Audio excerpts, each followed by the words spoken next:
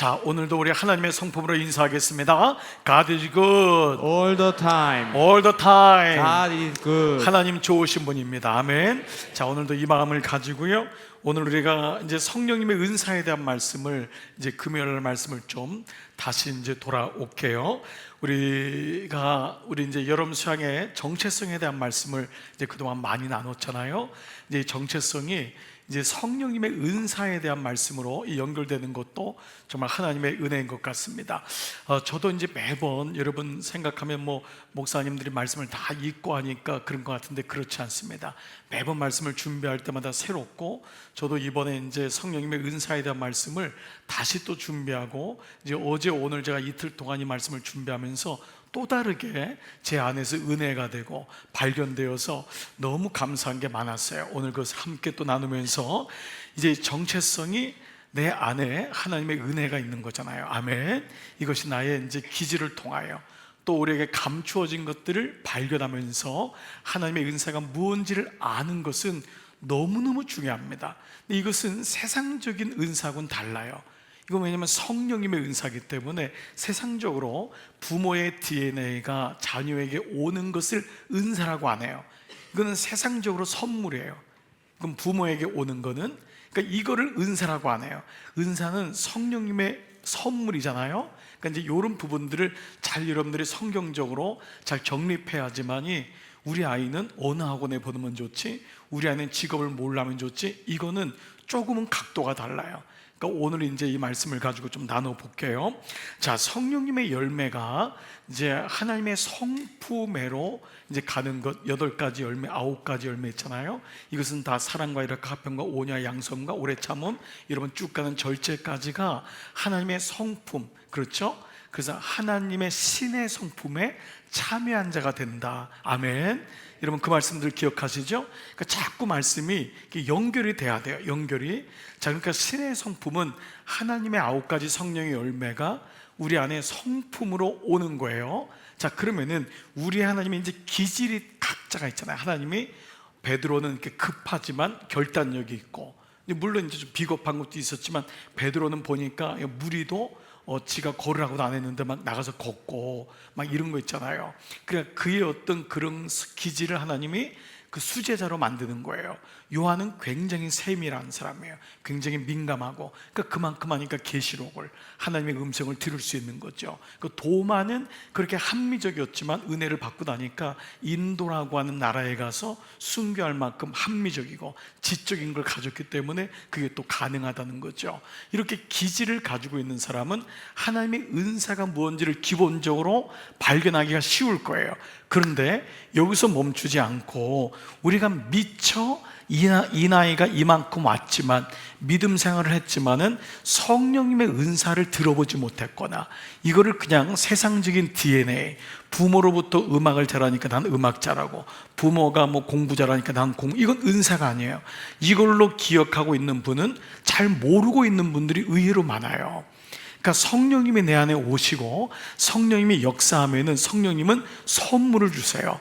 은사를 주셔서 그걸 통해서 주님의 영광을 드러내고 우리의 삶에 성령님의 활성화되잖아요. 역사가 되니까 구원의 확신을 갖게 되고 내 삶의 비전과 목표가 생기게 되겠지요. 아멘.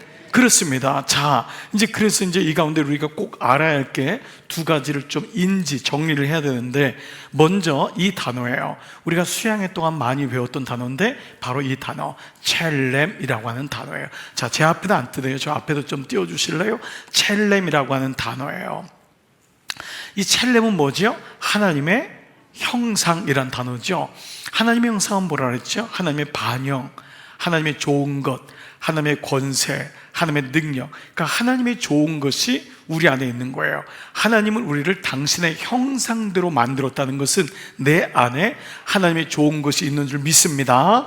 그런데 우리가 죄 때문에 하나님으로 떨어져서 이걸 잃어버리고 사는 거예요. 고와 같이 버려진 인생으로. 그렇게 됐는데 십자가 사건으로 말미암아 우리가 하나님과 어떻게 하게 됐죠? 화목하게 되었단 말이에요. 화목하게 되었어요. 그러니까 우리가 의인이 된 거예요. 아멘. 의롭게 된 거예요. 우리 배웠죠? 우리는 의인이에요, 죄인이에요? 죄인이지만 동시에 의인이에요. 이걸 잊으시면 안 돼요. 우리는 죄인에서 멈추는 신앙생활에서 늘 우리는 그냥 버러지 같고 벌레 같고 지렁이 같고, 여러분 이걸로 기도하시면 안 돼요. 우리는 이제는 그렇게, 우리는 죄를 졌지만 하나님의 자녀가 된 하나님의 사람입니다. 아멘. 그래서 우리가 상속자고 걸어다니는 하나님의 교회이고, 이게 선포가 되는 거예요. 죄 가운데만 있으면 안 돼요. 그러니까 우리가 이제 여러분 목장에서도 기도할 때, 밥 먹을 때 기도할 때 계속 어떤 분은 버러지 같고 지렁이 같고 뭐 코딱지 같고 뭐, 그러니까 이걸 애들이 배워가지고요, 그렇게 또 기도하는 애들 있잖아요. 이 코딱지는 애들한테 나온 단어인데, 애들이 부모가 또 지렁이 같다 그러고 뭐 막 그러니까 아이들이 막 웃으면서 그걸 배우니까 아이들도 영적으로 사실은 자존감이 떨어지는 거예요. 그러니까 예수 믿는 분이 의외로 자존감이 떨어지는 이유는 말 때문에 그래요. 늘 실패했습니다. 우리는 죄 짓고 살았습니다. 자꾸 이렇게만 고백하니까 좀 우리는 물론 연약하지만 우리는 열심히 살았습니다. 믿음으로 살았습니다. 승리하며 살았습니다. 이 고백이 사실은 이제는 우리에게 필요한 고백이 되는 거예요. 우리 자녀들을 향해서 자꾸 나쁜 거, 안 좋은 거만 보고 너는 어떻게 그냥 그 아버지 아빠를 닮았냐 막 이런, 자꾸 이런 메시지가 아니라 너는 하나님을 닮았구나. 아멘 안 할 줄 알았어 또. 그러니까 이게 왜냐하면 그만큼 내 입술에서 나오는 게 어려운 거예요. 입으로 선포하는 게. 말씀드렸잖아요. 여러분이 그 자녀에게 선포할 때마다 마귀는 길을 막고 싫어한다니까요. 그러니까 그때마다 이제는 이 마귀를 좀 이렇게 괴롭히세요. 마귀를, 여러분이 이렇게 하면 마귀가 귀 막는다니까. 그러면 얼마나 좋아요. 그러니까 마귀를, 무슨 말인지 이해가 안 되시나요, 여러분? 마귀를 좀 이렇게 좀 조롱하고 재미있게 놀리고, 너 놀래봐라, 우린 하나님의 자녀다. 그러면 마귀가 바퀴 막으면 원래 꼴라리 그러면서 또 막 재미있지 않나요? 이렇게 신앙생활 좀 해야 된다고요. 그러니까 내가 입으로 선포하는데 안 돼. 이거 왜냐면 영적 전쟁이니까. 그때마다 마귀야, 난 하나님의 자녀, 놀랬지. 우리 집은 하나님의 집이야, 놀랬지. 집 들어가면서 우리는 어두움이 없어, 빛이야, 놀랬지. 그때마다 마귀가 막 귀를 막고, 네 그럴 줄 알았다 막 그러면 얼라리 꼴라리 그런 어떤 뭐지, 밝은 언어, 밝은 생각, 밝은 감정이 이제는 우리에게 필요한 때인 줄 믿습니다. 그러니까 우리가 이 마음을 가질 때 하나님의 첼렘, 하나님의 형상, 우리 안에는 좋은 것이 내 안에 있다 없다? 있다. 마태복음 7장 11절 다 같이 크게 시작. 너희가 악한 자라도 좋은 것으로 자식에게 줄 알거든 하물며 하늘에 계신 너희 아버지께서 구하는 자에게 좋은 것으로 주시지 않겠느냐. 여기 중요한 단어 동그라미, 구할 때 좋은 걸 주는 거예요. 구하는 자에게. 이게 은사하고 연결되어 있어요. 은사는 거저 받은 것에서 멈추면 안 돼요. 은사는 죽을 때까지 발견되는 거예요. 주님 앞에 갈 때까지. 그러니까 구하는 자에게 하나님은 뭘 준다고요? 좋은 걸 주시는데, 좋은 거를 받기 위해서 우리가 해야 될 것은 뭐예요? 구하는 거예요. 하나님은 주시는 분, 우리는 구하는 것. 이번 시간에 뭐예요? 하나님은 이루시는 분, 우리는 기도하고, 하나님은 이루시고 우리는 기도하고. 그럼 오늘 이 말씀으로 하면 하나님은 주시고 우리는 구하고. 아멘. 그러니까 영적인 원리를 가지고 우리가 말씀을 좀 더 클리어하게 보면 좋을 것 같아요. 두 번째, 청지기 비유를 통해서 우리가 알게 되었는데요, 이 은사를 바르게 사용한다는 것, 이것은 성경적으로 우리 네 가지 단계를 우리가 거친다 그랬죠. 첫 번째 뭐죠?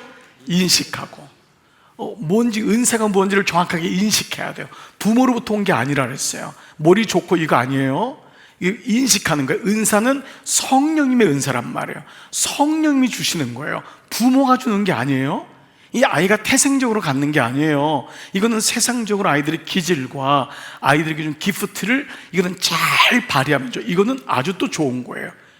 여기 대한 것도 우리 여러분, 우리 부부학교하고 청년들 중고등학교 때 우리 권사님 계시면 우리 핑거 페인트 가지고 우리가 이 프린트 가지고도 아이들의 기질도 그 아이가 어떤 건지를 잘 알면서 부모가 아는 게 중요하잖아요. 그 영역도 너무 소중한 거예요. 아이의 잠재력, MBTI를 통해서 애들의 기질, 이런 것도 너무 소중해요. 심리학적으로 아이가 어떤 정서를 가지고 있는지. 그런데 성령님의 은사는 조금은 다른 각도에서 봐야지만이 이게 올바로 바르게 인식하는 거예요. 두 번째는 이거를 바르게 성령 안에서 발견해야 되는 거예요. 성령님이 오셔야지만 이 은사는 발견되는 거예요. 그래서 성령님의 은사인 거예요. 아멘. 성령님의 은사예요. 그냥 은사가 아니에요. 그리고 그 은사는 성령 안에서, 성령 있는 공동체 안에서 개발되는 거예요. 아멘. 그럼 네 번째는 어디서 그러면 사용될까요? 성령님이 계신 그 공동체와 그룹들, 가정, 그 안에서 사용되는 거예요. 그러니까 이게 성령님이 주시는 선물이라는 것이죠. 자, 그래서 성령님이 주시는 은사라는 것을 잊으면 안 된다라는 것입니다. 자, 그래서 이때 비로소 주님의 기쁨이 되고 교회, 공동체의 거룩한 주님의 전, 이 소망되는 교회의 덕이 되고, 그리고 착하고 충성된 자라고 하는 칭찬을 들으면서 영적인 자존감이 높아지는 거예요. 이 성령님의 은사가 있으면 영적인 자존감이 높아져요. 내가 하나님의 자녀구나. 이건 굉장히 중요한 거거든요. 나는 병에서 놓여 건강하여 샬롬합니다. 얼마나 우리가 육적인 공격이 많아요. 나는 말의 권세가 있습니다. 나는 다스림의 권세가 있습니다. 나는 예수 그리스도의 이름의 권세가 있습니다. 이 모든 것이 뭐죠? 영적인 셀프, spiritual self esteem이 점점 높아지는 것을 경험하죠. 그래서 무엇보다 이 성령님의 은사가 있으면 우리 인생 속에서 이것이 풀어지는 거예요. 이게 은사를 사용하면 사용할수록 은사는 사용하지 않으면 묶여요. 그리고 나중에는 사라져요. 근데 은사는 사용하면 할수록 머스하고 똑같아요. 브레인하고 똑같아요. 안 쓰면은 치매가 빨리 와요. 안 쓰면 브레인은 멈춰요. 근데 쓰면 쓸수록 브레인은 자꾸 철을 날카롭게 하듯이. 그러니까 여러분이 오히려 나이가 들수록 은사를 발견하는 것은 너무 중요한 거예요. 영적인 건강으로. 어떤 분은 근데 은사를 잘못 배워서 나이는 50인데 무슨 은사가 있어. 은사는 20대 30대 때. 이거는 아주 비성서적이에요. 그러니까 주님 오실 때까지, 주님 앞에 갈 때까지 은사는 계속 개발되고 사용되어야 되는 줄 믿습니다. 자, 이제 이런 가운데 이제 오늘은 올바르게 개발하기인데, 마태복음 25장에 우리가 청지기 비유가 굉장히 중요한 은사에 대한 말씀이라는 거 나눴죠. 25장 15절 보세요. 각각 그 재능대로 한 사람에게는 금 5, 한 사람에게는 2달란트, 한 사람에게는 금 1달란트. 근데 이 재능대로 한 것은 IQ가 아니라 그랬어요.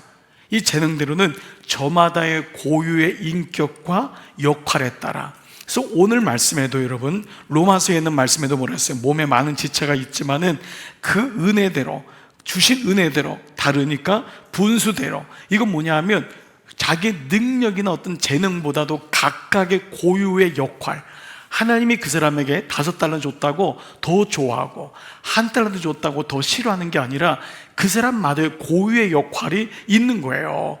그러니까 5개 있다고 좋은 게 아니에요. 하나 있다고 나는 사랑을 덜 받았네가 아니라는 거예요. 이건 하나님이 그를 너무 잘 알기 때문에 그에게 맞는 역할과 그에게 인격적으로 그에게 필요한 고유의 인격과 그리고 역할에 따른 것이다 라는 것입니다. 자, 그런데 21절 보세요.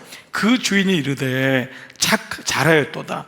착하고 충성된 종아, 다 같이요, 시작. 내가 적은 일에 충성하였음에 내가 많은 것을 내게 맡기리니 내 주인의 즐거움에 참여할지어다 하고. 여기 아주 중요한 2가지 인지해야 될 포인트가 있어요. 첫 번째 뭐냐, 너가 적은 일에 충성하였으니에요.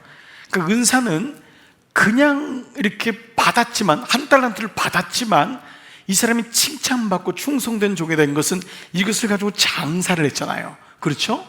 그랬을 때 충성된 종이라고 칭찬을 받은 거예요. 가만히 가지고 있었다가 묻은 사람은 악하고 게으르다 그랬잖아요. 그러니까 세상적으로는 우리가 여기서 멈추는 거예요. 나는 좋은 IQ를 받았어, 나는 미적인 감각 받았어. 이게 아니에요. 이거는 성령님의 은사가 아닌 거예요. 성령님의 은사는 그 다음인데, 적은 일에 충성하였다는 것은, 충성이란 것은 끈기를 갖고 계속하다라는 어원의 뜻을 가지고 있어요. 이 말은 뭐냐 하면 계속 구하면서, 기도하면서가 단초예요. 적은 일에 충성했다는 것은 누구든지 받은 거예요. 하나님의 첼렘, 하나님의 좋은 것이 우리 안에 있는데 그거를 가지고 만족하고 땅에 묻어두는 것이 아니라 그걸 가지고 계속 기도하면서 구하면서 구하는 자에게 좋은 것을 주시지 않겠느냐라는 거예요. 이해되시죠? 자, 그러니까 이 말이 처음에가 바로 계속 기도하고 구하는데, 그리고 어느 날 놀랍게도 이것이 그 주인, 너의 주인의 즐거움에 참여할지라는 거예요. 이게 무슨 말이냐? 이게 주님의 이게 기쁨이 되는 거예요. 이게 이 은사가 주님의 기쁨이 되는 거예요. 이게 성령님의 은사인 거예요. 왜냐하면 성령님은 하나님의 영이잖아요. 그 성령님의 은사는 어디랑 연결되냐면 주님의 기쁨하고 연결되는 거예요. 아멘. 여러분, 이게 굉장히 중요한 부분이에요. 그러니까 나중에 주님의 기쁨이랑 연결되니까 즐거움에 참여하게 되니까 내가 좋은 거예요. 내가 너무 좋은 거예요. 세상은 순서가 뭐냐면 내가 이거 잘하니까 은사인 줄 알아요. 내가 하니까 즐거우니까 은사인 줄 알아요. 성령님의 은사는 내가 즐거워하는 것보다 누가 즐거워야 된다고요? 주님이 즐거워야 돼요. 주님의 기쁨이 되는 거예요. 이걸 했는데 주님이 너무 기뻐. 그 마음이 느껴지는 거예요. 봉사를 했는데 주님이 너무 기뻐하시는 거예요. 그런데 그게 어떻게 그 주님의 기쁨이 누구한테 오죠? 나한테 오는 거예요. 그래서 내가 기쁜 거예요. 그러니까 나 혼자 기뻐할 때마다 물어야 돼요. 이건 나 혼자 기쁨 아닌가? 그때마다 이건 주님의 기쁨이 돼야지만이 성령님의 은사구나. 이해되시죠? 성령님의 은사는 성령님이 주시는 거기 때문에 주님이 싫어하면은 그건 은사가 아니에요. 내가 예를 들면 공부를 잘하는 은사를 가지고 왔는데 주님하고 아무 관계가 없어요. 그건 성령님의 은사가 아니에요. 이해되시죠? 그러니까 이 성령님의 은사는 주님의 즐거움, 너 주인의 즐거움에 참여하는 것이 된다. 이거를 느껴요. 우리는 왜냐하면 영적인 존재이기 때문에 내가 이걸 할 때 주님이 기뻐하시는구나. 그래서 우리 찬양 가운데 나 주님의 기쁨 되기 원하네. 기쁨 되기 원하네. 내가 원하는 한 가지 주님의 기쁨 되는 것입니다. 이게 느껴지는 바로 이 부분인 것입니다. 그러니까 성령의 은사가 본질적으로 세상의 기질이나 세상에서 받은 것하고는 다르다. 그러면 언제 이 성령의 은사가 발견되거나 오늘 제대로 바르게 발견하긴데 개발되긴데 개발될까라는 거예요. 그러니까 발견은 개발과 아주 밀접한 연결이 있겠죠. 보통 우리는 이제 다시 좀 말씀을 드리면 은사를 태생적인 것으로 이해를 해요. 물론 귀하지만은 부모로부터 받은 것, 조부로부터 조모로부터 받은 것은 귀하지만 이것은 성령님의 은사다 아니다? 자, 헷갈려요? 은사예요 아니에요? 아니에요. 이건 그냥 기질이에요. 부모로부터 받은 거예요. 그러니까 이건 은사라고 하지 않아요. 그러니까 여러분, 우리가 은사라고 하는 건 성령님의 은사의 준말인 거예요. 그러니까 성령님의 은사는 이것이 아니다. 자, 이삭의 아들인 야곱과 한번 에서를 볼게요. 에서 형 동생 야곱이잖아요. 창세기 25장 7절. 그 아이들이 장성함에 에서는 익숙한 사냥꾼이었으므로 뭐가 되죠? 들사람이 되고, 야곱은 조용한 사람이었으므로 뭐예요? 장막에 거주하며. 자, 이게 뭐죠? 이걸 은사라고 할 수 없어요. 이거는 기질적으로 이 에서는 돌아다니는 사냥꾼이 된 거예요. 야곱은 집안일이 좋아. 그러니까 내성적이니까 집에 있는 게 좋은 거예요. 이거는 그냥 타고난 기질인 거예요. 근데 이 두 사람이 각자의 기질을 가지고 이제 살아가죠. 보니까 에서도 부자가 되었고 야곱도 부자가 되어요. 자, 이거를 성령님의 은사의 발견이나 개발이라고 하지 않는다 그랬어요. 왜냐하면 에서는 성경에서 사라져요. 이후에 야곱이 이제 고생 끝에 야복강에서 하나님을 만나요. 그렇죠? 야복강에서 만나면서 이름이 바뀌어요. 야곱에서 뭘로? 이스라엘로. 맞아요? 그래, 이름이 바뀌는 거예요. 자, 그때 이 구원의 계보가 이루어지면서 야곱이 하나님을 만나면서 자기가 누군지를 알아가는 과정을 가르쳐서 성령님의 은사가 발견되고 개발된다라고 얘기하는 거예요. 중요한 단서 하나를 추가하면은 그는 이 표면적으로 뭐냐면 야곱이 하나님을 만나면서 이 겉으로 들어가고 뭐냐면 좌절과 고난을 계속 겪어요. 그러니까 하나님의 은사는 겉으로 보면은 좌절과 고난이 와요. 이걸 통해서 벽을 뚫어요. 벽을. 자기를 발견하게 되는 거예요. 사람은 바닥을 치면서 자기가 누군지를 보게 돼요. 이 부분을 아주 굉장히 중요한 부분이에요. 그러니까 이때 중요한 단어가 뭐냐면 야곱이 그 좌절과 고난 속에서 뭐 하죠? 야복강에서 기도하는 거예요. 그러니까 기도가 연결되는 거예요. 이게 그 성령의 은사는 우리에게 좌절과 아픔을 줘요. 그래서 우리가 사업하다가도 난 이게 나하고 맞지 않나 봐. 공부하다가도 나하고 이게 맞지 않나 봐. 직장 일하다가도 나하고 은사가 맞지 않나 봐. 이런 생각을 한다고 해요. 그런데 거기서 단초는 뭐죠? 기도하면서예요. 기도하면서 그가 바로 벽을 한번 뚫어요. 그리고 내 안에 무엇이 있는지를 발견하게 돼요. 성경은 하나님 천국은 이제 선물로 주어지는 거잖아요. 그러니까 은사가 선물로 주어지는 거잖아요.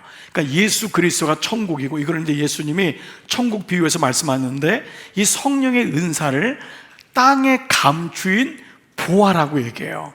자, 이 부분을요, 마태복음 13장 44절 시작. 천국은 마치 밭에 감추인 보화와 같으니 사람이 이를 발견한 후 숨겨두고 기뻐하여 돌아가서 자기의 소유를 다 팔아 그 자, 밭을 샀느니라. 샀다 그랬죠. 천국은 어떻다고요? 감추인 보화 같대요.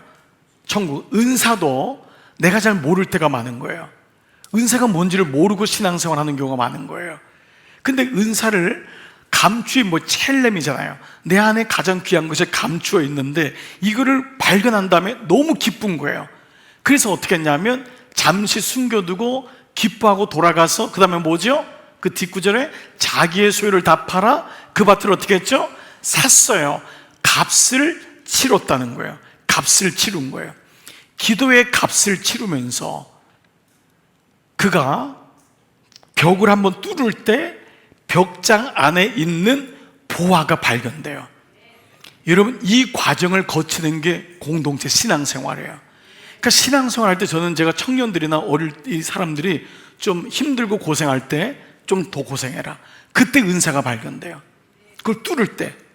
부모로부터 받은 걸 가지고 사는 건 누가 못해요. 근데 그걸 가지고 기도하는 거예요. 몸부림치고 시험도 떨어져 보고 직장도 안 되고 막 이러면서 하나님 앞에 매달리고 기도하면서, 주님, 저의 정체성은 뭐예요? 저는 뭘 가지고 살아야 돼요? 저의 은사는 뭐예요?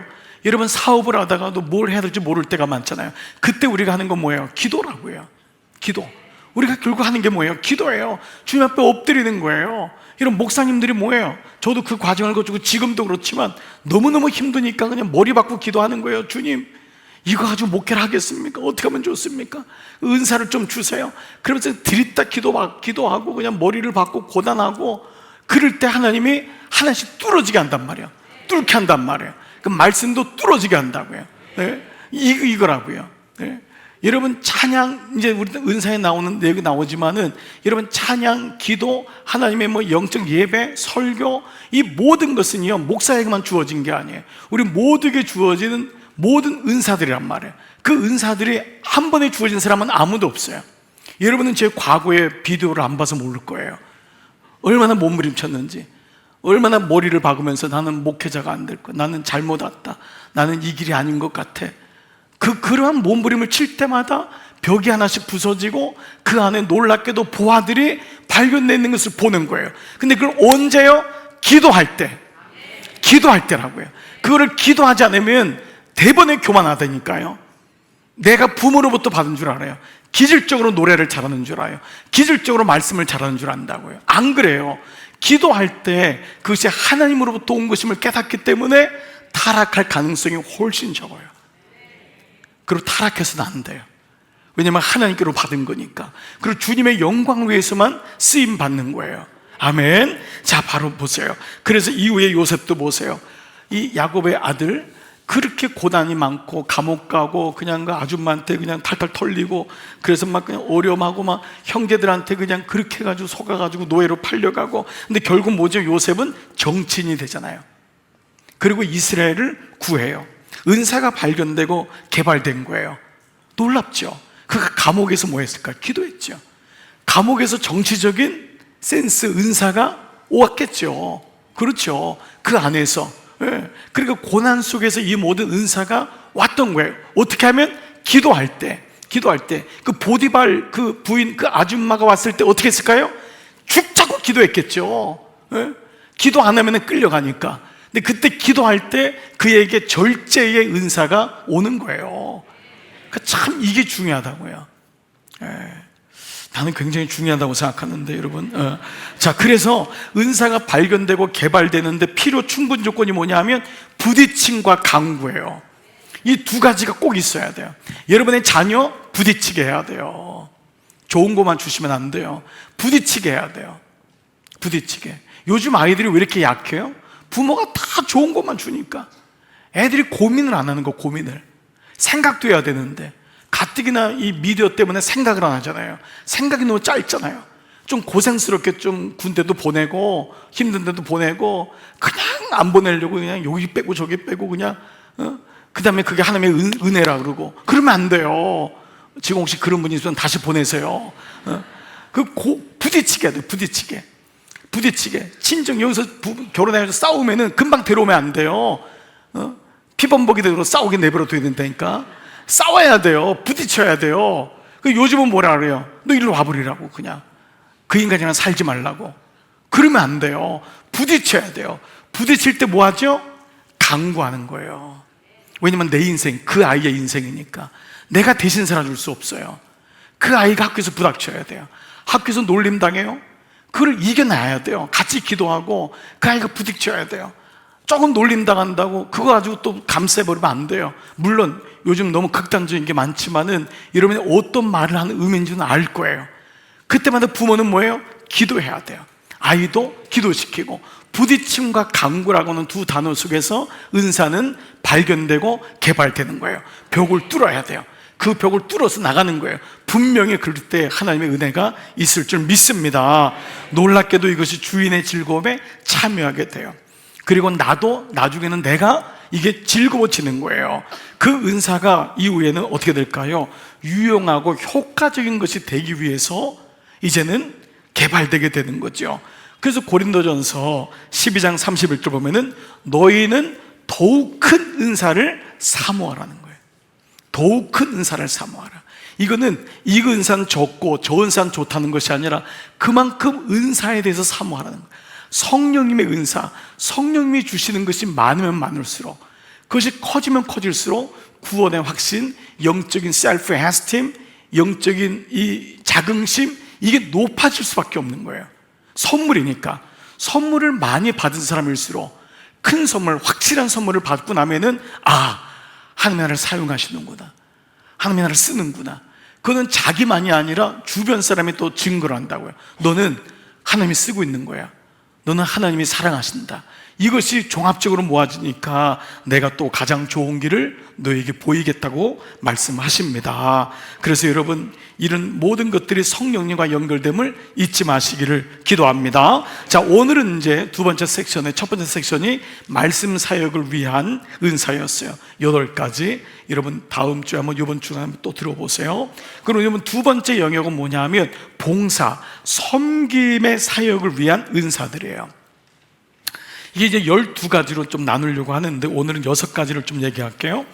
이 도움의 은사, 봉사의 은사, 섬김의 은사에는 섹션이 2가지인데, 하나는 신앙적인 거, 자기 생활적인 거, 두 번째는 사역적인 거예요. 먼저는 자기 생활, 신앙에 필요한 이 봉사의 영역이 뭔지를 한번 은사를 볼게요.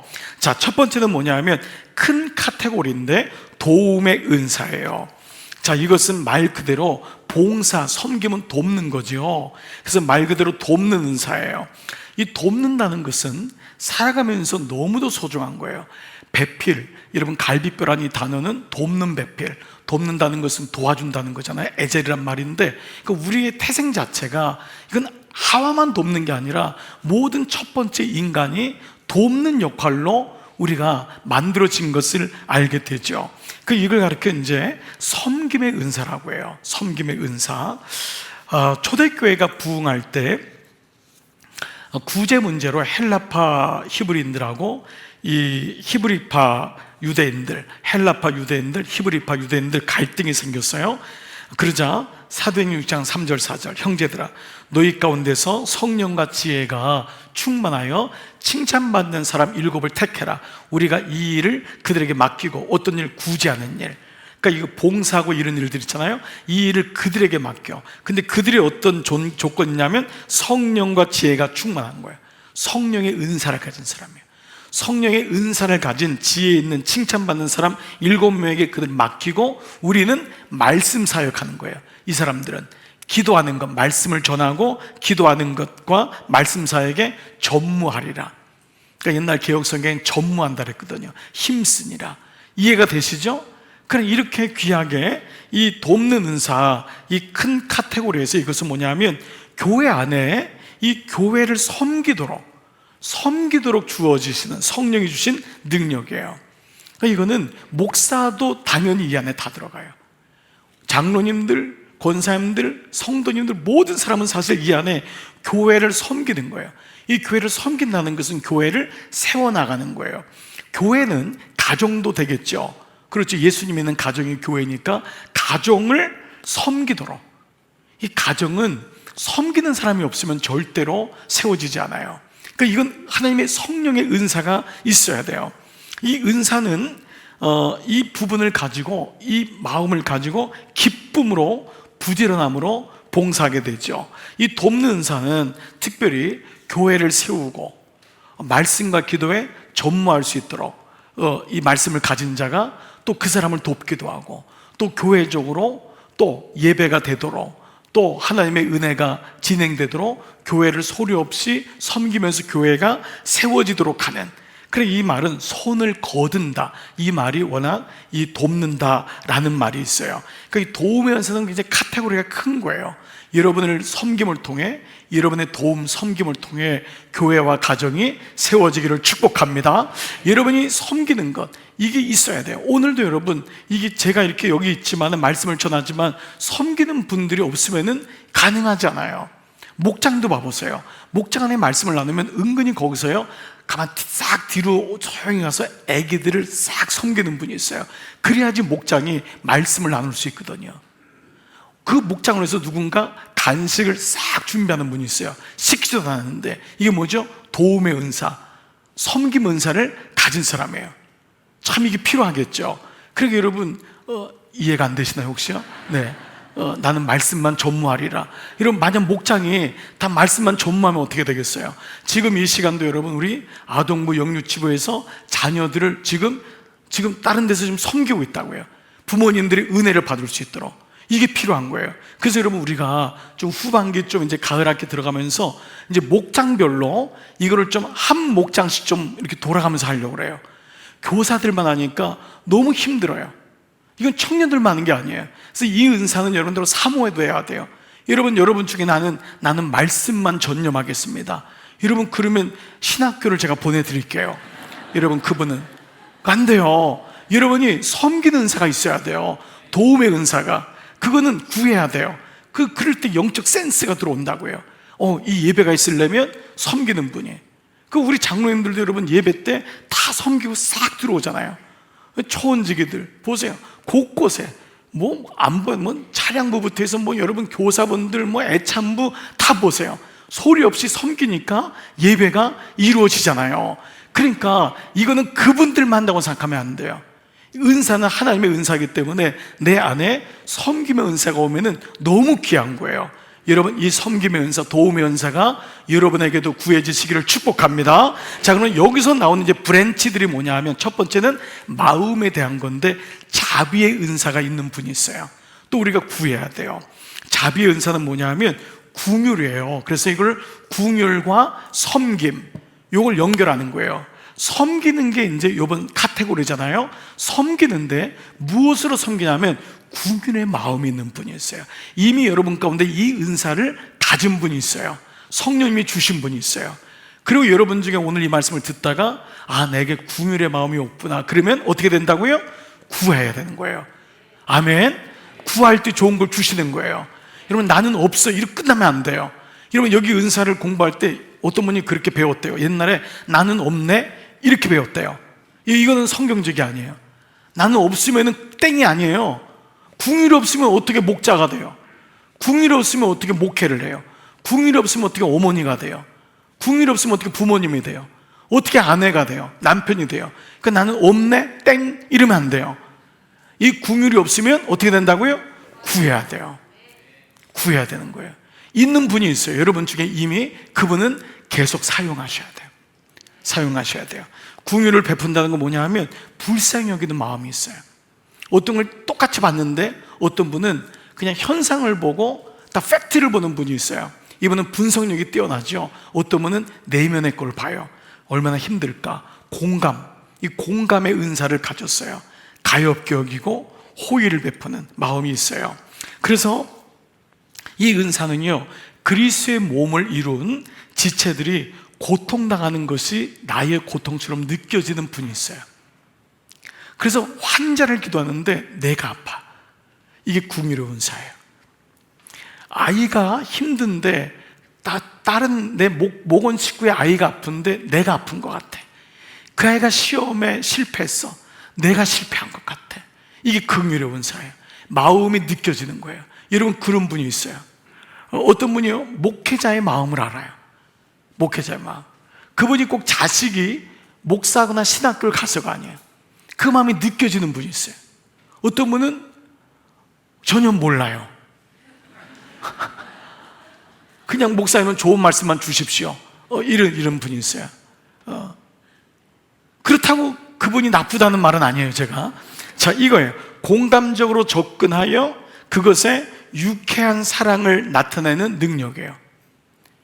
공감적으로 접근해서, 근데 이 유쾌하다는 건 뭐냐면 즐거움이 됐대요. 즐거움. 이 궁율이 아프고 그 마음이 느껴지는데 이거를 기쁨으로 승화시킨 거예요. 기도해 주는 거예요. 기쁨으로. 그러니까 막 가가지고 막 같이 막 신세 타령하고 막 이렇게 막 아이고 막 이게 아니에요.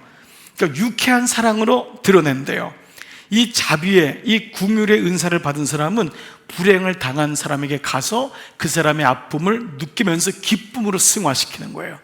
그래서 로마서 12장 8절 오늘 말씀에 궁율을 베푸는 자는 뭘로 할 거라고요? 즐거움을 하래요. 긍휼의 마음이 있는 사람은 즐거움이 있어야 되는 거예요. 그 마음을 가져가서 위로가 되니까 그 사람이 마음이 공감되는데 얘기를 들어보니까 이분의 마음이 느껴지면서 두 분이서 기뻐지는 거예요. 감사가 되는 거예요. 여러분, 이 마음이 여러분 안에 있어요. 오네시보로라고 하는 사람이 있는데요, 이 바울이 감옥에 갇혔을 때 그를 방문해서 긍휼을 베풀었어요. 바울이 아무나 다 좋아한 거 아니에요. 바울을 아주 믿게 본 사람도 적지 않아요. 그러니까 바울은 아직까지도 또 그 유대인의 그 예수 믿는 사람 잡아 죽인다고 오해한 사람도 적지 않아요. 그런 가운데 오네시보로는 달랐어요. 그래서 디모데후서 1장 16절 보니까 원하건대, 이 바울이 뭐라고 하냐면 주께서 오네시보로의 집에 뭐를 베푸셔서? 궁휼을 베푸셨어. 바울 자기에게 그 궁휼을 준 그 집을 기억하는 거예요. 그가 나를 자주 격려해주고 내가 사슬에 매인 것을 부끄러워하지 아니하고 로마에 있을 때 나를 부지런히 찾아와 만나. 그 먼 거리를 온 거예요. 와서 찾아와 준 거예요. 손을 잡아준 거예요. 그 궁휼의 마음을 얼마나 힘들까, 감옥에서 얼마나 외로웠을까.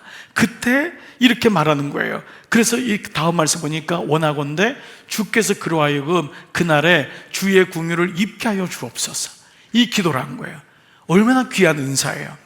바울 같은 사람이 이렇게 축복을 한 거예요. 그가 에베소에서 많은 봉사한 것을 너가 잘 아느니라. 디모데에게 이 오네시보로를 이렇게 얘기한 것입니다. 자, 그래서 이 자비의 은사는 궁휼의 마음. 여러분들이 이 마음이 있는 분들, 여러분 이 은사를 잘 사용하시고 계속 개발하시기를 축복합니다. 또 이 긍휼의 은사가 없는 분은 주님, 제가 그 사람의 내면을 볼 수 있는 마음을 주세요. 제가 팩트만 보지 말게 하시고 그의 마음을 읽고 그가 얼마나 힘들었을까, 그의 마음을 읽는 공감의 마음을 주님 저에게 이 은사를 주세요. 성령님이 말할 수 없는 탄식으로 기도하는 것처럼 여러분에게 이 궁휼, 자비의 은사가 있기를 기도합니다. 자, 세 번째는요, 접대의 은사예요. 자, 이것은요, 대접한다는 거거든요. 그래서 이제 섬김과 연결하는 거예요. 대접과 섬김. 이게 섬김의 은사잖아요. 그 중에 이제 대접하는 거예요. 자, 이거는 영어로 이제 feeding ministry라죠. feeding ministry. 먹이는 은사예요. 먹이는. 이 먹이는. 그래서 여러분 밥퍼 이런데 이렇게 시키지도 않았는데 어느 분은 굴다리에 가가지고 거기서 밥을 퍼주는 그런 사역을 하는 분이 있어요. 우리 교회도 몇 분 계세요. 그런 분이 있어요. 소리 없이 가가지고 이렇게 노숙자들 도와주시고 또 요양원 가서 어르신들 목욕시켜 주시고 그런 분들이 있어요. 밥을 떠서 이렇게 먹여주시고 이러한 귀한 사역이에요. 나가서 성도를 식사와 대접으로 섬김으로 교회를 세워나가는 거예요. 그러니까 이것은 이것도 여러분, 나는 음식을 잘하니까, 나는 워낙 우리 집안이 많이 주는 집안이야. 여러분, 이거는 성령님의 은사가 아니다? 아니에요. 이거는 기질적으로 나는 손이 크고 나는 기질적으로 음식을 잘해. 근데 그분이 만약에 성령님과 연결된다면은 더없이 좋겠죠. 그렇죠. 그리고 성령님은 또 여러분, 없는 우리 같이 대접 안 하는 우리한테 대접해라 이래가지고 역사하는 것보다 대접 잘하는 사람에게 스치기만 해도 여러분, 은사를 잘하고 음식을 잘하는 분들 스치기만 해도 그냥 그게 기쁘니까 그럴 거 아니에요. 그렇죠? 이해가 되시죠? 그래, 이제 그런 부분을 우리가 생각해 보는 거예요. 믿음의 조사 아브라함은요, 집에 손님이 왔을 때 뭘 잡았죠? 송아지를 잡아요. 여러분은 뭘 잡으시나요? 여러분, 송아지를. 아니, 이 사람은 도대체 송아지를 몇 마리를 키우길래 낯선 손님이 왔는데 송아지를 잡아서 주는 거예요. 음식을. 물론 그 당시에 뭐 풍습이기도 했지만 이게 어떻게 이런 가능하냐? 이게 바로 성령님의 은사의 대접, 이 대접의 은사예요. 접대의 은사. 성령님이 그 마음을 주셔야지만이 이게 가능해요. 초대교회는 먹을 게 충분치 않았죠. 그래서 신약 성경에는 대접하란 말씀이 여러 군데 자주 나와요. 그래서 아예 명령을 하세요. 자, 로마서 12장 13절, 손님 대접하기를 힘쓰라. 이게요. 그러니까 제가 봐도 우리 집사님, 권사님 중에 이 대접하는 거를 참 잘하죠. 이거 성령님의 은사예요. 이미 우리는 하나님 안에 있으니까 그게 은사가 온 거예요. 그래서 그게 힘들질 않아요. 어떤 분은 음식 하나 하는 게 정말 죽을 것 같아. 차라리 나를 죽여라. 이런 분이 있어요. 근데 이분은 음식 하는 게 기뻐. 그리고 차려주고 먹는 걸 보면 내가 막 배불러. 너무 기뻐요. 근데 그게 공동체 안에서 성령님의 은혜로 주는 거기 때문에 그 자기의 어떤 음식을 자랑하거나 이게 아니잖아요. 그 사람을 채워주고 격려해주고 이게 너무너무 소중한 거예요. 고개를 숙이는 분이 있는 것 같아요 지금. 자, 그래서 물론 대부분의 성도들은 대접하기를 좋아하지만은 은사를 받은 분은 어떻게 할 수 있냐면 이게 즐거움으로 해요. 즐거움으로. 물론 육체적으로는 고난을 하죠. 근데 즐거워요. 그리고 이 사람은 풍성하게 해요. 풍성하게. 이게 오는 거예요. 즐거워요. 풍성해요. 그러니까 이 성도들을 위해 위로하고 교회를 풍성하게 하는, 이게 은사를 가진 거예요. 그 은사를 가졌기 때문에 이게 지속되는 거예요. 은사를 안 가진 사람은 이게 지속되기 어려워요. 하나님의 은사를 가졌기 때문에 또 은사를 구하니까 이것이 지속적으로 이루어지는 거예요. 여러분, 대접한다는 것, 이거 얼마나 소중한 거예요. 누군가를 만날 때 좋은 걸 주고 싶어요. 식당도 그냥 늘 짜장면집만 가지 않고 좀 가서도 그냥 좀 더 좋은 걸 주고 싶어하는 그 마음 있잖아요. 더 대접해주고 싶고 그 마음을 위로해주고 싶고 이런 마음들, 이게 성령님이 주시는 거예요. 이 마음이 기쁘지요. 무엇보다 초대교회는요, 이 복음 전도자를 위한 섬김이 필요했어요. 오늘날로 말하면 선교사님들인 거예요. 제가 알고 있는 한 분은요, 집을, 자기 방 하나를, 이전에 제가 섬겼던 분들 중에도 그런 분이 많았는데 선교사님 방으로 아예 그 방을 딱 준비했어요. 그래서 교회 늘 목회실에 선교사님 오시면 저희한테 연락 주십시오. 목사님 호텔에 보내지 마시고 저희 집에 보내시면 저희가 정말 최선을 다해 섬기겠습니다. 근데 요즘은 이제 선교사님들이 호텔이 차라리 편합니다. 이제 이런 분들이 많고 그분에게 너무 미안하니까 이랬지만 옛날에 호텔도 없고 그랬을 때, 여러분 옛날에 부흥 강사는 호텔이 없을 때 어떻게 했죠? 집에서 다 모셨어요. 집에서. 아무나 모시잖아요. 집에 하면은요, 도배 다 하고 이불 다 만들고 그랬어요. 그 먼저 은사가 있어야 돼요. 은사가. 예. 어떤 분은 이 은사가 없는데 이거 한번 초청했다가 그 다음에 교회 안 나왔대요. 이런 일이 일어나는 거예요. 은사가 기쁨으로 돼야 돼요. 그러니까 이 대접의 은사를 통해서 얼마나 축복을 받았는지 히브리서 13장 1절 다 같이 읽어볼게요. 시작. 형제 사랑하기를 계속하고 손님 대접하기를 잊지 말라. 이로써 부지 중에 천사들을 대접한 이들이 있었느니라. 놀랍죠? 손님 대접하기를 잊지 않았는데 부지 중에 천사를 대접했대요. 그러니까 여러분, 이 은사가 좀 약하신 분은 어떻게 하라고요? 기도해야 되는 거예요. 구하세요.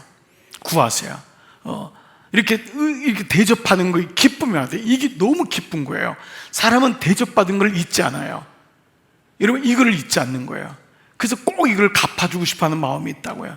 그러니까 여러분이 비즈니스 하는 사람들 보세요. 얼마나 대접을 잘해요. 그 이유가 뭐예요? 이분이 나에게 도움이 될 거라는 것을 알고 있기 때문에 그렇잖아요. 영적으로도 마찬가지예요. 성령님의 은혜가 오면은 자꾸 이렇게 인색하거나 탕수육 할 걸 짜장면으로 줄일 걸 뭐 이렇게 자꾸 생각하지 않는 거예요. 자꾸 이렇게 풍성하게 하고 싶고 그 마음이 오는 거예요. 근데 이게 은사예요. 여러분 중에 이 은사가 있는 분, 여러분 너무 축복합니다. 그리고 이 은사는 또 없으면 어떡하라고요? 구해야 된다 그랬어요. 여러분, 이걸 구하셔야 돼요. 우리 집은 대접하는 은사가 없는데요, 여러분, 그건 축복이 아니에요. 여러분이 대접하는 은사가 있어야 돼요. 누구를 하나 대접해도 좋은 거로 대접하려고 하고 마음을 가지고 하고 그 마음이 있어야 돼요. 그 마음이 있을 때 하나님이 부지 중에 누구를? 천사를 대접하는 거예요. 이 은혜가 있는 거예요.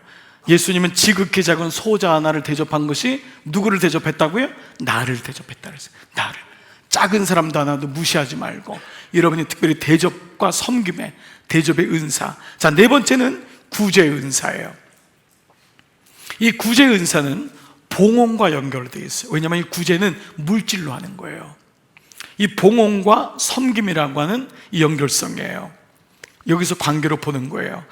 주님의 교회를 보면서 또 연약한 자들을 보면서 기쁨과 사랑을 가지고 물질을 드리는 거예요. 이게 구제예요. 이 대부분 초대교회는 대부분의 헌금이 구제와 선교였어요. 구제는 안으로, 선교는 바깥으로. 누군가를 돕는 섬김에 대한 필요성이었어요. 자비가 분별의 마음이라면 대접은 음식이나 그 사람을 잘 사랑으로 이렇게 트리팅하고 피딩한다고 한다면은 이 구제는 내게 주신 물질로. 근데 이 물질은 있다고 해서 은사기 때문에 돈이 있다고 봉헌을 하거나 구제를 하질 않아요. 이거는 성령님의 은사가 있어야 돼요. 제가 아는 제 후배 목사님이 이쪽 그 강남 쪽에 교회를 개척했는데 너무 부자들이 오는 거예요. 놀라운 일이 헌금이 안 나와요. 그때 알았대요. 본인은 저분이 너무 좋은 차를 타고 오고 집도 50평이고 이러니까 기본적인 헌금이 나올 줄 알았대요. 교회가 이렇게 운영될 줄 알았대요. 교회가 어렵다는 거를 얘기를 하고 뭐 개척교회가 얼마나 어렵겠어요. 근데 아무도 헌금을 안 한대요. 왜냐하면 성령님과 연결이 안 되기 때문에 그래요. 그러니까 어떤 분은 좀 물질이 있으면 정말 하고 싶어 하는 그런 분들이 너무 많아요. 저는 알아요. 이 부분은 그러나 이런 물질이 지금 있고 없고를 떠나서 그 마음 속에 있는 내 마음을 보시면 돼요. 내 마음은 어떠한가?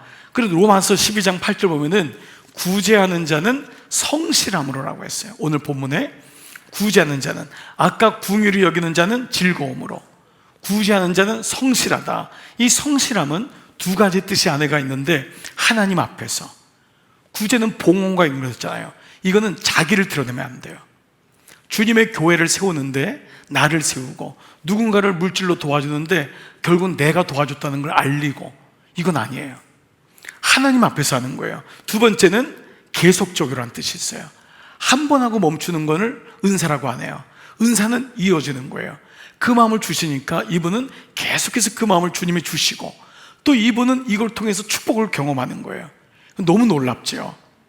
그 구제의 은사 속에는 이 봉헌의 은사가 있다는 것을 말씀을 드렸어요. 그러니까 어떤 분은 봉헌이 어려운 분이 있어요.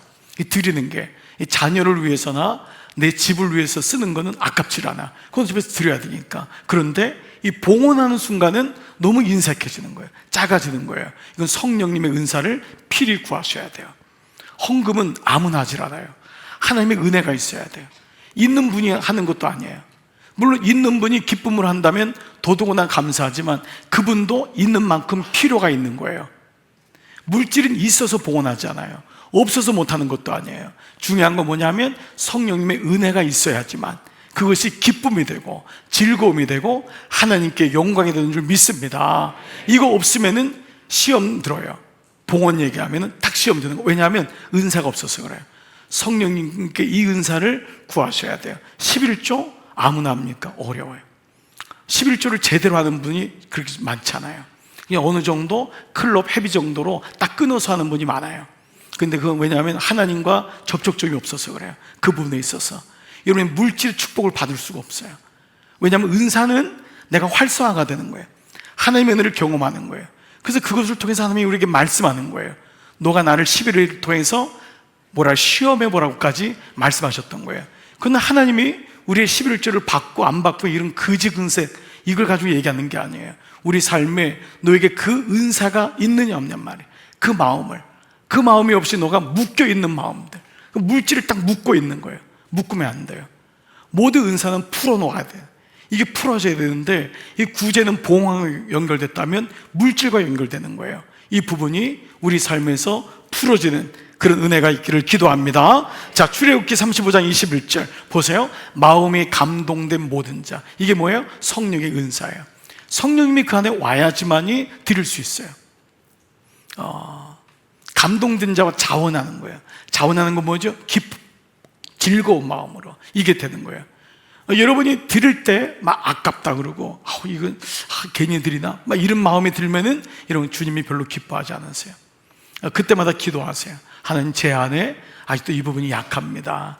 연약합니다. 근데 드릴 때마다 정말 내가 드릴 수 있다니, 아니 내가 어떻게 이런 믿음이 있지? 나에게 어떤 이런 은혜가 있지? 그리고 드릴 수 있는 여건이 되지? 그리고 드렸는데도 내가 이렇게 풍족하게 살고 있네? 감사로 살게 있네? 아멘 안 하네? 이 마음이 느껴지는 분은 이게 성령님과 연결되는 거예요. 아멘. 그러니까 여러분 이 부분은 너무 중요한 부분이에요. 그러니까 물질 있는 곳에 마음이 있다, 예수님 말씀하신 거 그저 말씀한 게 아니죠. 자, 그래서 우리가 바울은요 고린도서 9장 7절에서 이런 봉헌에 대한 이 명령을 이렇게 내리는 거예요. 인색함이라나 억지로 하지 마라. 이 두 가지 하시면 안 돼요. 하나님은 절대 표현이 죄송해요, 거지가 아니세요. 여러분 하나님께 여러분 이걸 인색함으로 그냥 덜덜덜 떨고 하지 마세요. 인색함으로 하지 마세요. 정말 기쁨이 되길 바라요. 그리고 억지로 하지 마세요. 여러분의 헌금이 아니어도 여러분 주님은 다 당신의 일을 하세요. 그러니까 여러분 이 부분이 될 때 헌금이 내게 기쁨이 되고 놀랍게도 그게 선순환이 되는 거예요. 제가 늘 말씀드리죠. 우리 교회는 100% 11조 한다고. 제가 어디 집회 가서도 다 얘기해요. 다들 놀랐죠. 우리 교회는 여러분 아시죠? 100% 11조 안 한 사람 한 명도 없어요. 어떤 사람은 교통사고로 하고, 어떤 사람은 병원에 하고, 어떤 사람은 자동차 사고로 하고, 어떤 사람은 친구한테 뜯기고, 어떤 사람은 도둑질 당하고, 어떤 사람은 자동차 빵꾸 나가지고 거기다 하고, 그렇게 해요. 어떤 사람은 자녀에게 삥 뜯기고, 손주한테도 뜯기고, 근데 어떤 사람은 하나님께 해요. 이게 다른 거예요. 이게 다른 거예요. 그러니까 모든 인생은 드릴 수밖에 없는 인생이에요. 하나님께 드려지는 10의 1인데 내가 어떤 마음으로 할 거냐, 이것이 바로 은사가 돼야 돼요. 그러니까 나는 은사를 여기도 구해야 돼요. 좀 하나님, 내가 이 물질에 대한 부분을 좀 한번 벽을 뚫기를 원합니다. 이게 있어야 돼요. 부모가 한번 뚫어줘야지 자녀가 뚫는 거예요. 부모가 인색하면 자녀가 못 뚫어요. 부모가 매일마다 그냥 힘든데, 그렇게 그냥 째째한데 인색한데 자녀가 그걸 보고 자라는데 어떻게 하나님 앞에 드릴 수가 있어요? 여러분이 그 인색한데 하나님 우리 자녀를 통해서 뭐 역사가 일어나고 뭐 큰일이 일어나고 뭐 교회가 세워지고, 아니 그게 되질 않잖아요. 그러니까 여러분이 이 부분도 부족하면 주님 제가 뚫어보겠습니다. 이 벽을 한번 나가보겠습니다. 근데 이 은혜를 경험할 때 그때 정말 하나님이 물질적인 축복이 무엇인지를 알게 되는 것입니다. 초대교회에 있는 헌금은요 대부분이 구제와 선교였어요. 그러니까 기본은 11조에서 멈추는 것이 아니었어요. 한 걸음 더 나가서 선교적인 교회로 나가는 그 인생이 되는 거예요. 이건 뭐냐 하면 그만큼 주님께 드릴 수 있는 믿음과 주님이 물질을 주신다는 것이 전제되는 거예요. 아멘. 여러분이 드릴 수 있다는 건 주님이 주셨기 때문이에요. 드리는 것만 생각하지 마세요. 여러분, 10의 1조가 많다는 건 뭐죠? 주님이 그만큼 주셨다는 거예요. 여러분, 11조 적게 드리고 싶어요? 많게 드리고 싶어요? 잘 생각해 보세요. 여러분, 조금 드려야지, 내 걸 많이 써야지. 11조를 많이 드린다는 건 많이 부어주시는 거예요. 정말 놀랍지 않습니까, 여러분? 정말 이 은혜에 대한 마음이 있어야 돼요. 말씀으로 명확하게 이걸 가지고 있을 때 놀랍게도 이 구제의 은사가 내 안에서 봉헌의 은사와 맞물려서 일어나는 줄 믿습니다. 자, 다섯 번째는요, 다스림의 은사예요. 보통 다스림을 얘기하면은 어떨까요? 다스린다, 리더십, 이런 얘기가 나오겠죠. 근데 이 부분은요, 요거예요. 팔로우십과 섬김이에요. 자, 이 부분을 이제 좀 나눌게요. 보통 다스린다고 하면 잘 다스려, 너는 리더십이 있네 라고 얘기해요. 이 리더십은 세상적인 단어예요. 세상에서 쓰는 단어가 리더십이죠. 세상에서의 다스림은 보통 높은 데 올라가서 밑에 직원들이라든지 군림하고 말 한마디에 일사불란하게 움직이는, 지배하는, 다미네이트하는 그런 것이 이제 리더십이죠. 그런데 그리스도께서 보여주신 섬김, 다스림, 이 다스림은 뭐였죠? 종의 영성이었어요. 먼저 너가 섬기라는 거예요. 이 주님이 보여주신 은사가, 주님이 보여주신 리더십이, 그러니까 주님이 말 타고 예루살렘 들어간 것이 아니라 뭘 타고 들어갔죠? 나귀를 타고 들어간 거예요. 오실 때도 짐승의 밥그릇 가운데 오셨고, 이런 부분들은 뭐냐 하면 우리의 근본적인 리더십이 뭐에 밑에 깔려야 되냐면 종의 영성이, 즉 이걸 가리켜서 팔로우십이라고 하잖아요. 팔로우십, 그렇죠? 자, 이 팔로우십이 뭐냐면 리더는 앞으로 가자라고 하는 거지만 팔로우는 뭐냐면 먼저 내가 그것을 따라가는, 섬기는 마음이 있어야 된다는 거예요. 그 팔로우십이 너무 중요한 부분이라고 할 수 있어요. 자, 이 종의 영성을 다른 말로 하면 수건과 대야의 영성이라고 보통 얘기해요. 예수님이 마지막 성찬식 다음에 보여준 게 뭐죠? 그들의 발을 씻겨준 거예요. 이건 누가 하는 거죠? 종이 주인에게 하는 거예요. 근데 주님이 제자들에게 한 거예요. 바뀐 거죠. 그래서 이것을 대야와 수건과 대야의 영성, 수건을 옆에 차고 대야를 갖다가 물을 받아서 그의 발을 씻는 거예요. 그 진짜 리더십은 여기서부터 출발한다는 거예요. 섬김에서부터. 그것이 우리의 이 다스림의 은사가 주시는 은혜다. 마가복음 10장 44절, 너희 중에 누구든지 으뜸이 되고자 하는 자는 다 같이요 모든 사람의 종이 되어야 하리라. 먼저 종이 되라는 거예요. 그랬을 때 하나님은 그를 높이겠다는 거예요. 그러니까 이때 우리 안에도 건강한 리더십이 이루어지는 것이죠. 그러니까 다스림의 은사의 시작은 이런 의미에서 본다면요, 자기로부터 시작하는 거예요. 그래서 자기를 다스리는 거예요. 내 모습을. 다스림의 은사는 상대방을 다스리고 다미네이트하고 지배한다는 그 개념이 아니라 먼저 내가 어떤지를 보는 거예요. 나를 다스리고 통제하고, 내가 어떻게 지금 기도하고 있고, 내가 어떻게 영적인 지금 관리가 되고 있는지, 이런 부분들을 보게 되는 것이죠. 그때 비로소 영적인 교회의 질서도 세워지게 되는 것이죠. 우리가 목회시라고 늘 목사님들하고 말하는 게, 우리가 묵상 안 하면은 교인들도 안 한다. 우리가 묵상하면, 여러분이 묵상 안 하면은 여러분 초원도, 우리 초원지기들도, 목자들도 묵상 안 한다. 부모는 왜 부모가 됐냐 하면 먼저 본을 보여야 되기 때문에 그래요. 아이에게 공부하라고 해놓고 나는 나가서 TV 보고 앉아 있으면은 애들은 공부 안 해요. 그러니까 엄마가 먼저 예배를 본을 보이고, 엄마가 먼저 하나님 앞에 나가는 기도의 모습을 보이고, 먼저 묵상하고, 그럴 때 아이들은 안 보는 것 같은데 보면서 그거를 따라가는 거예요. 이거를 팔로우십이라고 해요. 팔로우십. 앞으로 땡기는 게 아니라 내가 먼저 그 모습을 보여주는 거예요. 부족하지만 보여줄 때 아이들도 따라오고, 저도 마찬가지 아니겠습니까? 리더라는 게 앞에 서가지고 뭐 이렇게 저렇게 보여지는 걸 하지만은 늘 제 안에 가장 어려운 적은 사실은 첫 번째 마귀고, 두 번째는 제 자신이에요. 제 자신과의 관리, 제 자신의 영적인 관리, 성품의 관리, 감정의 관리, 말의 관리, 생각의 관리가 안 되면은 이게 안 되는 거예요. 그러니까 다스리는 권세가 우리 말의 권세, 그렇잖아요. 그러니까 우리 자신이 내가 하나님 앞에 어떻게 지금 잘 다스림을 받고 있는가? 이것은 성령님이 연결돼야지만이 내가 나를 잘 다스릴 수 있다라는 것이죠. 그러니까 오늘도 이 다스림의 은사를 놓고 기도할 때도 뭐죠? 성령님께 구해야 되는 거예요. 주님, 저를 다스리게 해주세요. 네, 이 마음이 있어야 돼요. 이 마음이 있을 때 그때 그 사람은 시키지 않아도 누가 뭐라고 안 했는데도 리더가 되어 있는 거예요. 리더를 돼서 되는 게 아니에요. 교회는 직분으로만 되는 건 이걸로만 보면 안 돼. 직분자는 직분에 맞게끔 잘 이것을 감당하는 팔로우십의 은혜가 있기를 축복합니다. 마지막 6번째, 분별의 은사입니다. 이것은요, 분별은 뭐냐 하면 거룩과 연결돼요. 그래서 거룩과 섬김, 이 두 가지 단어가 매칭되는 거예요. 하나님의 이 성령의 은사를 주신 것은 우리가 믿음 생활을 잘하게 하기 위함이죠. 주님의 교회를 세우기 위함이에요. 왜냐하면 마귀는 우리가 믿음 생활을 제대로 하기를 못하게 해요.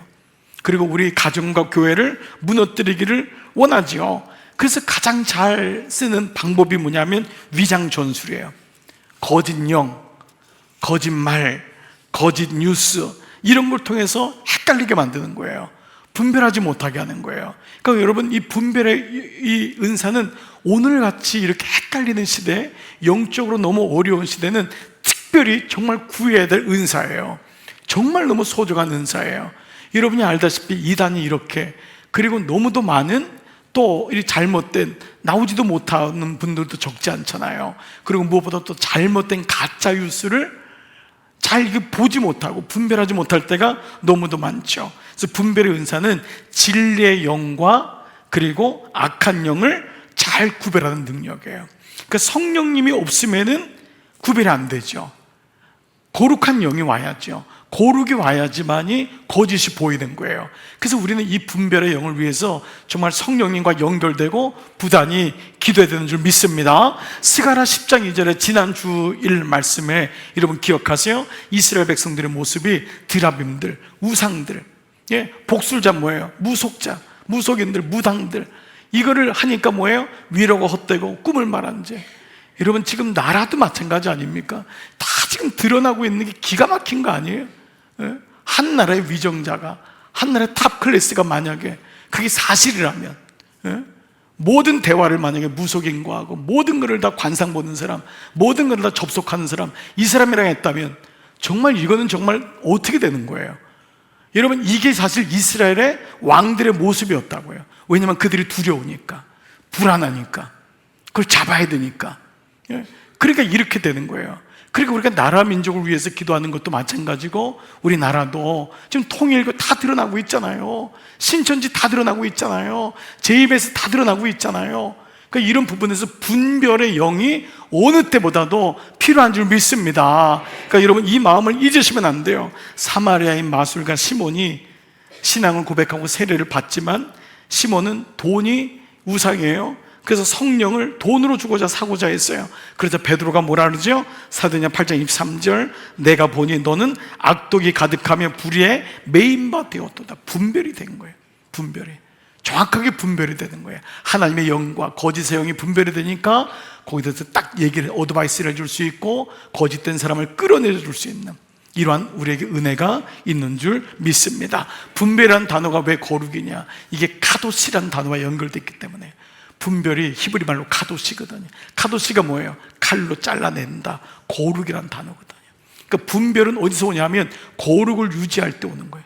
내가 거룩할 때, 거룩할 때 거짓 음녀의 길이 오는 게 딱 막을 수 있는 거예요. 여러분이 미혹에 올 때 내 안에 거룩이 사라지면 끌려가는 거예요. 끌려가는 거예요. 요즘도 이상하게 그 유튜브 같은데, 이렇게 유튜브나 이렇게 우리 형제들이 그런 얘기 하잖아요.